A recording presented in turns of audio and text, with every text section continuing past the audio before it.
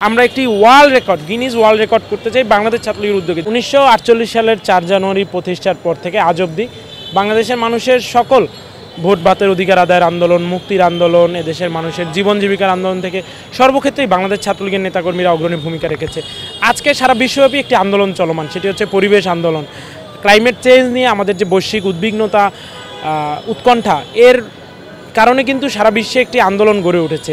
তরুণদের নিয়ে, তরুণ সমাজকে নিয়ে, পরিবেশবাদীদের নিয়ে, পরিবেশ বিষয়ে যারা সচেতন তাদের সবাইকে নিয়ে একটি আন্দোলন সারা বিশ্বেই চলমান রয়েছে। এবং এই আন্দোলনের অন্যতম অগ্রগামী একজন কর্মী হচ্ছেন বঙ্গবন্ধু কন্যা দেশরত্ন শেখ হাসিনা। তিনি সারা বিশ্বের পরিবেশ রক্ষা নিয়ে কথা বলছেন।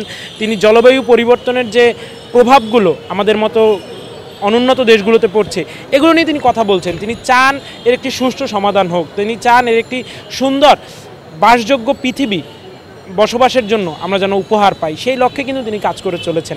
আমরা বঙ্গবন্ধু কন্যার যারা সৈনিক রয়েছি, বঙ্গবন্ধুর আদর্শে উজ্জীবিত বাংলাদেশ ছাত্রলীগের নেতাকর্মী রয়েছি, আমাদের লক্ষ্য হচ্ছে বঙ্গবন্ধু কন্যার এই মিশনকে বাস্তবায়নে সারা বিশ্বকে একটি মেসেজ দেওয়া। এই জন্য আমরা চাই আগামী 5 জুন বিশ্ব পরিবেশ দিবস, এই দিনটির আগে পরে এই দিনটিকে উপজীব্য করে বিশ্ব পরিবেশ দিবসকে মাথায় রেখে আমরা একটি world record Guinness world record করতে চাই বাংলাদেশ ছাত্রলীগের উদ্যোগে, যেটি একটি বার্তা হবে সারা বিশ্বের তরুণদের জন্য, তরুণ সমাজের জন্য, যেই বার্তাটি তারা গ্রহণ করে সারা বিশ্বে শেখ হাসিনার এই দীক্ষায় দীক্ষিত হয়ে, শেখ হাসিনার এই নীতিতে আশ্বস্ত হয়ে, বিশ্বাসী হয়ে বাংলাদেশ ছাত্রলীগের পদাঙ্ক অনুসরণ করে সারা বিশ্বের তরুণরা, ছাত্ররা, শিক্ষার্থীরা জেগে উঠবে এবং পরিবেশ রক্ষার আন্দোলনে তারা আরও জোরদারভাবে, বেগবানভাবে কাজ করবে। এবং এই মেসেজটির মাধ্যমে আমরা আরও একটি বিষয় নিশ্চিত করতে চাই যে বাংলাদেশ ছাত্রলীগ সবসময় সত্যের পক্ষে, সুন্দরের পক্ষে, ন্যায়ের পক্ষে। যা কিছু ভালো তার সাথেই বাংলাদেশ ছাত্রলীগের পথ চলা ছিল, পথ চলা আছে এবং সামনের দিনেও আমাদের এই পথ চলা অব্যাহত থাকবে। এখন কিন্তু সরকারি বিভিন্ন প্রকল্পগুলোতে যেখানে বৃক্ষ অনেক ক্ষেত্রে কাটার প্রয়োজন হয়, সেই সব জায়গায় কিন্তু গাছ লাগানোর জন্য আলাদাভাবে একটি অর্থ বরাদ্দ দেওয়ার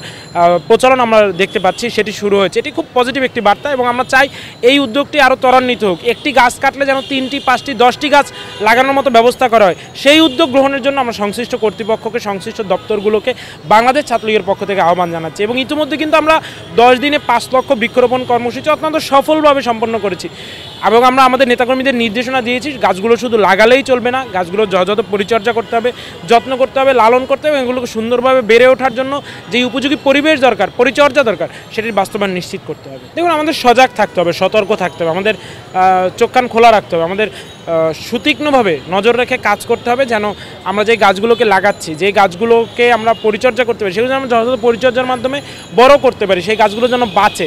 কারণ যত বেশি গাছ আমরা লাগিয়ে পরিচর্যা করে বড় করতে পারবো, বাঁচিয়ে রাখতে পারবো, ততই আমাদের পরিবেশ রক্ষায় জোরালো ভূমিকা রাখা সম্ভব হবে।